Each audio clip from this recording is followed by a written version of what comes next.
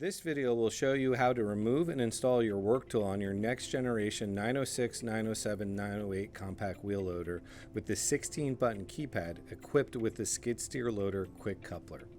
The quick coupler buttons are located on the right-hand console and are the first two buttons. Press the quick coupler disengage button once to activate the quick coupler disengage button. The indicator light on the button will be flashing while it is active. Press and hold the quick coupler disengage button a second time to disengage the coupler pins. The quick coupler disengage function will only be energized while the button is held in the disengage position.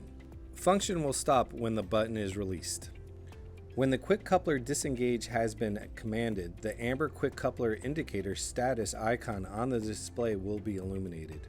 To engage the work tool, tilt the work tool coupler forward, align the work tool coupler between the outer plates of the mounting bracket. Move the work tool coupler under the angled plate of the mounting bracket and rack back the work tool.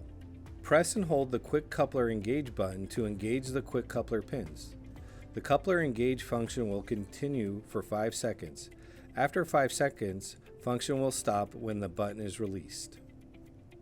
Next, test your connection to the work tool by performing a visual inspection to confirm that the coupler pins are fully extended and the work tool is fully locked into place.